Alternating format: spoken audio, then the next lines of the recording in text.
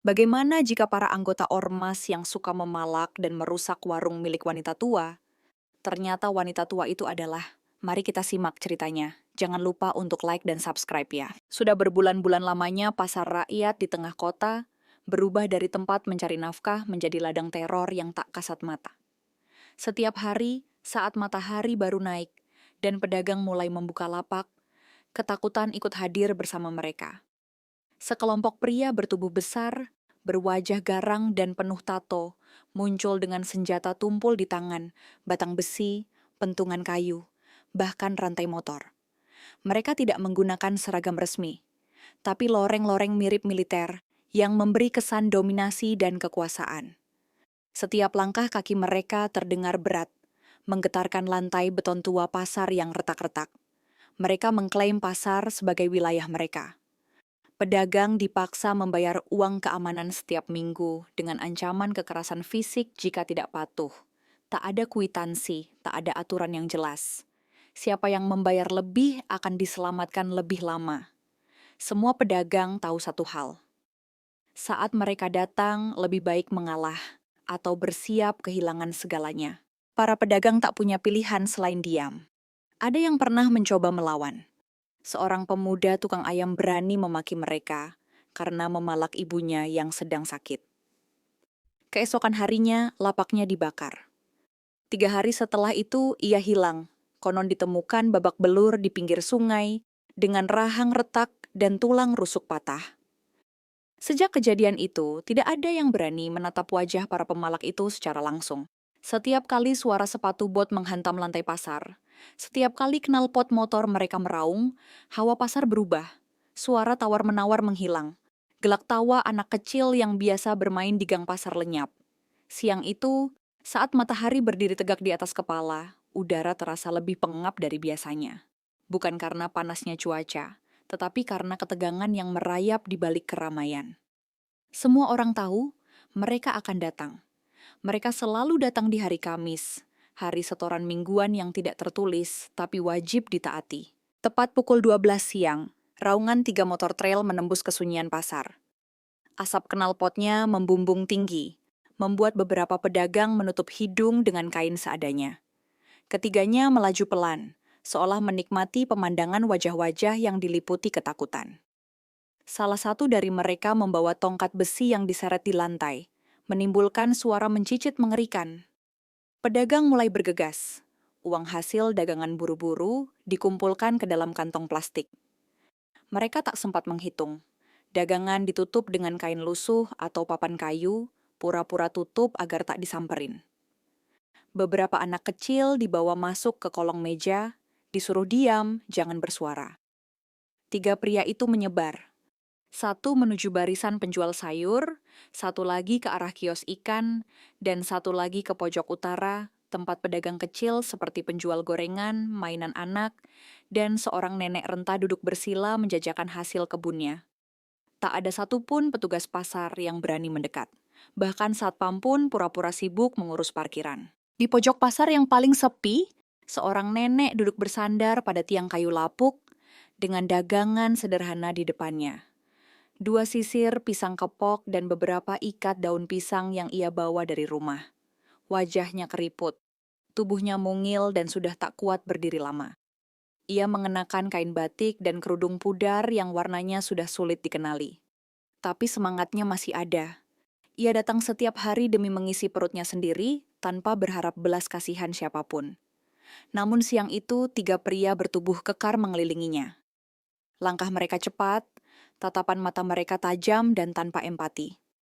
Salah satu dari mereka yang mengenakan rompi lusuh dan celana loreng, langsung berjongkok di depan nenek itu, menatapnya dengan senyum mengejek. "Mana setorannya, Bu?" tanyanya dengan nada menyeramkan.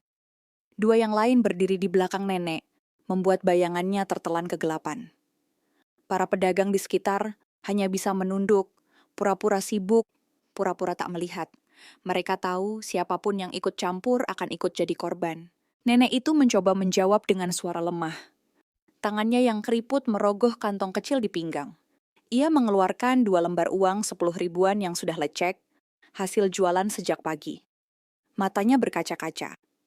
Baru ini, Nak, ucapnya lirih, sambil menyerahkan uang itu dengan tangan gemetar. Pria di depannya mengambil uang itu dengan kasar. Tapi itu belum cukup. Ia berdiri dan menendang ember biru tempat nenek itu menyimpan dagangannya. Pisang-pisang berguling ke tanah, sebagian terinjak pengunjung yang panik menjauh. Daun-daun pisang tercabik, tercecer seperti serpihan harapan yang dipatahkan. Nenek itu jatuh terduduk, lututnya membentur lantai keras. Ia tak menangis, hanya terdiam menunduk, memunguti pisangnya satu persatu seperti orang yang sedang mengubur harga diri. Si pemalak mendengus dan meludah di dekatnya. "Besok setor 2 kali lipat," katanya. Tapi ia tidak tahu aksinya baru saja menjadi awal dari kehancuran. Di balik kerumunan, 4 pasang mata sudah mengunci gerak mereka dengan presisi mematikan. Seorang pemuda kurus di dekat lapak mainan menggenggam jemuran besi dengan marah. Matanya menatap tajam ke arah 3 pria yang baru saja menendang dagangan si nenek. Napasnya berat, seperti menahan badai dalam dada. Tapi sebelum ia bisa melangkah, temannya menarik bajunya kuat-kuat dan berbisik penuh kecemasan. "Jangan, bisa-bisa besok kita nggak pulang." Mereka pernah melihat sendiri bagaimana teman mereka dipukul, ramai-ramai hanya karena berani menegur. Semua warga pasar seakan belajar satu hal. Bertahan hidup berarti diam, pura-pura buta dan tuli. Di tengah kerumunan yang menunduk, nenek tua itu berlutut, tangan keriputnya memunguti satu demi satu pisang yang telah hancur diinjak-injak. Tubuhnya goyah, tapi matanya penuh luka. Tak ada yang datang menolong, tak ada yang bicara. Yang tersisa hanyalah isak tertahan yang menyayat, bergema pelan di tengah suara bising pasar. Tak seorang pun tahu, momen ini sedang diamati oleh mata-mata tak terlihat dan balasannya akan datang lebih cepat dari yang mereka bayangkan. Tak ada satupun dari para pemalak itu menyadari bahwa hari itu bukan seperti biasanya. Di antara para pengunjung dan pedagang, 4 orang terlihat biasa saja, nyaris tak mencolok. Satu dari mereka adalah pria tua yang tampak letih, duduk menjual air mineral dalam termos kecil. Posisinya dekat jalur keluar masuk pasar. 2 lainnya tampak seperti pemulung, dengan pakaian compang-camping, membawa karung dan berjalan pelan menyusuri lorong. Namun mata mereka tajam, mencatat setiap gerakan dan arah angin. Orang keempat duduk di dekat tiang listrik sambil mencatat di buku lusuh, seperti pedagang grosir yang menghitung pengeluaran. Padahal catatannya adalah koordinat, waktu, dan posisi target. Mereka adalah bagian dari pasukan polisi khusus, unit taktis tanpa seragam, yang dikirim khusus untuk membongkar jaringan pemalak pasar yang selama ini dianggap tak tersentuh. Komunikasi di antara mereka tak menggunakan kata, cukup gerakan jari atau kedipan mata. Hari ini bukan hanya soal penangkapan. Ini adalah penebusan bagi mereka yang setiap hari hidup dalam ketakutan. 2 blok dari pasar, sebuah mobil hitam tanpa tanda dinas berhenti di pinggir jalan yang teduh. Di dalamnya duduk Letnan Reza, komandan operasi dengan headset terpasang di telinganya, dan tablet kecil di pangkuan. Wajahnya tenang tapi penuh waspada. Suara dari radio masuk, target memulai kekerasan fisik. Nenek teridentifikasi dalam risiko langsung. Perintah selanjutnya? Tak butuh waktu lama, Letnan Reza menjawab tegas. "Sikat." Matanya tajam menatap peta digital, yang menunjukkan posisi setiap agen yang menyamar di dalam padet. Ia tahu bahwa satu langkah terlambat bisa berarti nyawa melayang. Sebagai mantan anggota operasi pembebasan Sandera, ia terbiasa mengambil keputusan cepat di bawah tekanan. Kali ini pun tidak berbeda. Tapi yang membuatnya marah, bukan hanya karena tindakan para pelaku keji itu, melainkan karena korban mereka adalah rakyat biasa, orang lemah, yang seharusnya paling dilindungi. Ia menyalakan sinyal pengunci area dan memberi isyarat pada tim penindakan agar bersiap menyusup dari 4 sisi utama pasar. Satu persatu anggota tim mulai bergerak. Mereka tak mengenakan seragam militer, hanya jaket lusuh dan topi pasar biasa. Tapi di baliknya tersembunyi rompi pelindung dan senjata ringan yang siap digunakan. Akses dari pintu barat langsung ditutup diam-diam oleh 2 anggota yang berpura-pura sebagai tukang servis AC. Lorong logistik belakang dijaga oleh satu tim lainnya dengan posisi siaga tembak. Sementara itu, kamera-kamera kecil yang sudah dipasang sebelumnya di beberapa titik, di balik gantungan baju, di bawah meja penjual, hingga di tiang gerobak, menyorot langsung ke arah para pelaku. Dua dari mereka terlihat mendekati kios sayur. Mereka berbicara pelan, tapi matanya penuh ancaman. Kalau minggu ini nggak bayar, lapak ini kita ratain, kata salah satu dari mereka sambil menggesekkan korek api ke sisi celana jeansnya. Perempuan pemilik kios pucat pasi. Dari monitor kecil di mobil komando, Reza memperbesar gambar wajah pelaku. Target utama terlihat, semua unit bersiap dalam 10 detik, ucapnya. Tanpa aba-aba lisan, pria bertopi lebar yang sedari tadi berdiri tenang di depan kios rokok bergerak cepat. Tangannya menyambar kantong kecil di pinggang, lalu melemparkan granat asap ke tengah jalur utama pasrah. Bunyi letupan kecil terdengar, disusul semburan asap putih pekat yang membungkus area itu dalam kabut tipis menyengat.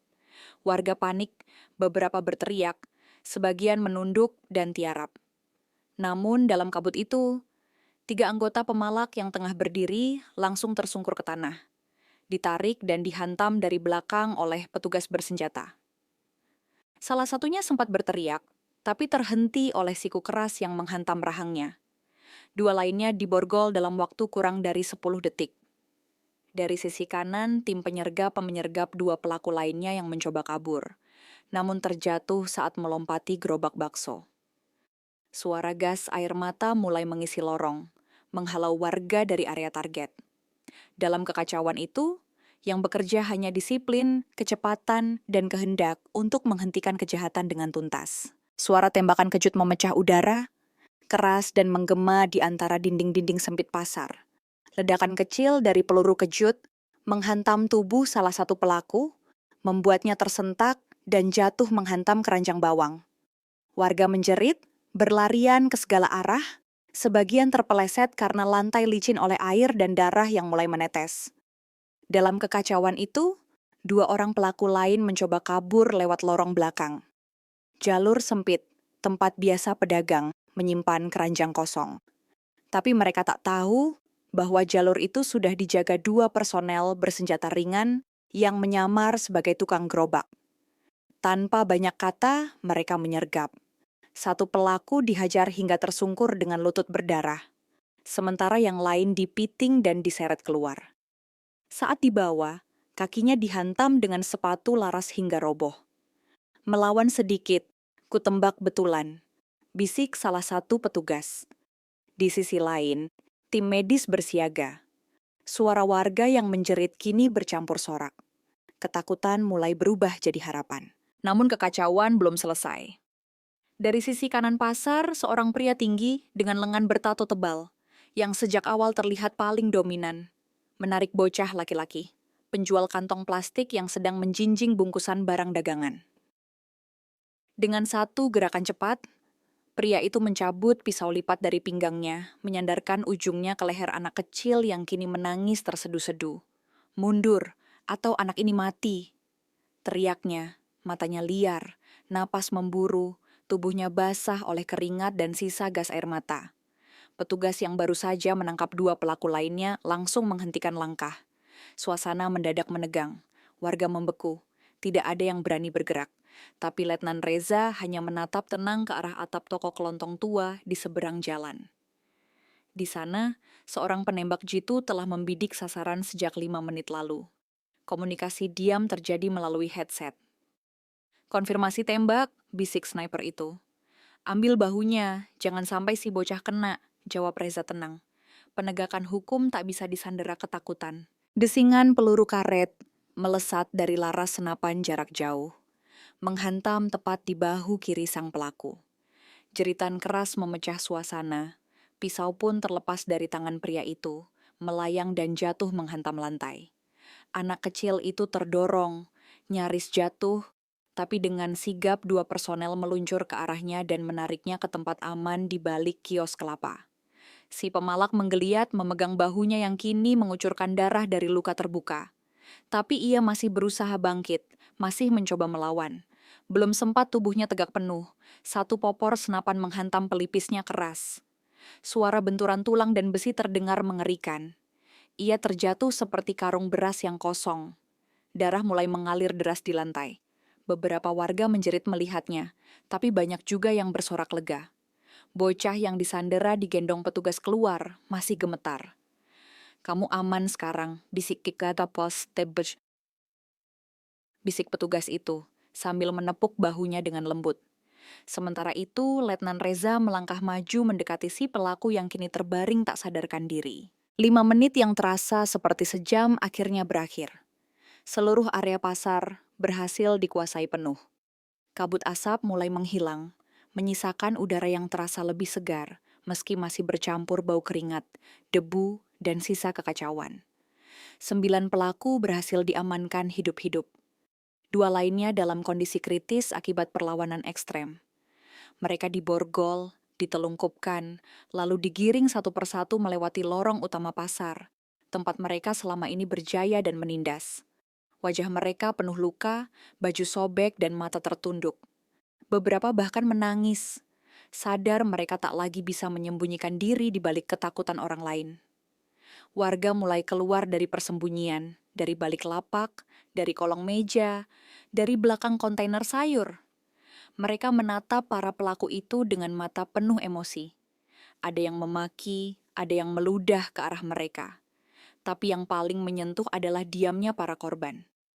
Mereka yang hanya menatap tanpa berkata-kata, seolah ingin memastikan ini bukan mimpi. Hukum akhirnya datang, dan datangnya dengan tegas. "Letnan Reza?" Reza berjalan pelan menuju sisi pasar yang paling ujung, tempat si nenek renta masih duduk bersandar pada tiang. Dagangannya hancur berantakan. Pisang yang tadi dikumpulkannya tersebar di lantai, penuh debu dan noda. Ia tetap di sana, memandangi semuanya dengan mata yang mulai berair, tak tahu harus bersyukur atau takut lagi. Reza berjongkok di depannya, memungut beberapa pisang yang masih utuh, lalu menaruhnya ke dalam ember yang sudah terbalik. Ia tak berkata apa-apa. Nenek itu menatap wajahnya dengan pandangan bingung, seakan bertanya, "Benarkah ini semua berakhir?" Perlahan, ia mengulurkan tangan, meremas tangan sang petugas dengan lemah.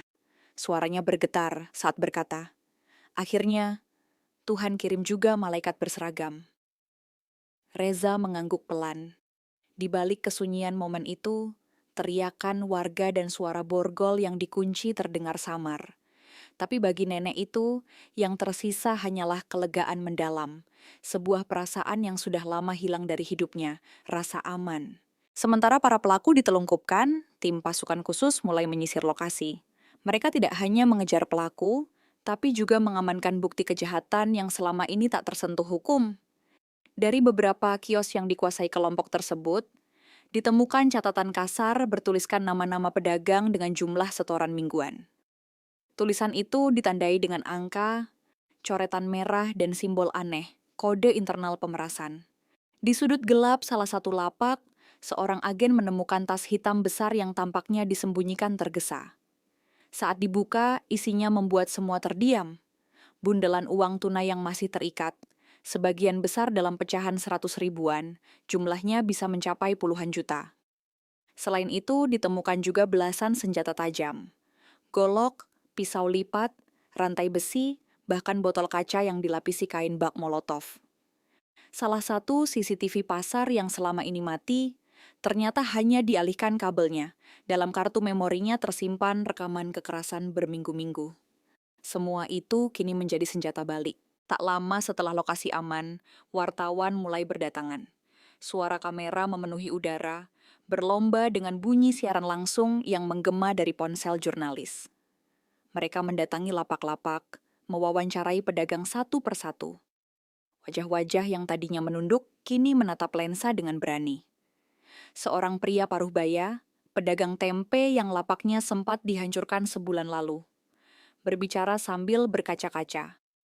"Selama ini kami hidup seperti budak, dipalak, dipukul, dihina. Hari ini kami bisa bernapas." Di belakangnya, ibu-ibu yang biasa berdagang sayur mengangguk setuju. Suasana berubah seperti sebuah kemenangan rakyat kecil. Beberapa pedagang bahkan membuka kembali lapak mereka, walau belum ada pembeli, sebagai bentuk simbolik bahwa mereka tak lagi takut. Warga yang tadi sembunyi mulai membantu aparat membersihkan sisa kekacauan. Seorang anak kecil berlari sambil membawa bendera kecil, melambai ke arah kamera, membuat suasana pasar berubah dari zona perang menjadi panggung perayaan. Sementara itu, para pelaku diangkut ke dalam truk tahanan khusus. Tangan mereka diborgol ke belakang, beberapa dengan kaki dirantai karena upaya melawan sebelumnya. Tak ada lagi sorot arogan di wajah mereka. Dada-dada yang tadinya dibusungkan kini tertunduk. Satu persatu mereka masuk ke dalam kendaraan, dikawal ketat oleh pasukan bersenjata. Beberapa dari mereka terlihat ketakutan, menatap ke arah warga yang mencaci, bahkan melemparkan sayur busuk. Tidak ada kekerasan dari warga, tapi tatapan itu lebih menusuk daripada pukulan. Salah satu pelaku menunduk dalam diam. Keringat dingin mengalir dari pelipisnya.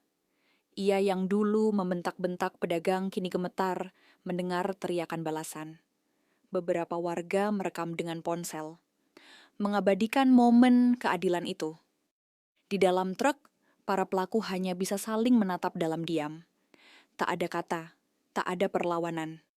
Di luar, warga bersorak saat pintu truk ditutup. Untuk pertama kalinya dalam waktu lama, kejahatan benar-benar ditarik keluar dari balik bayangan.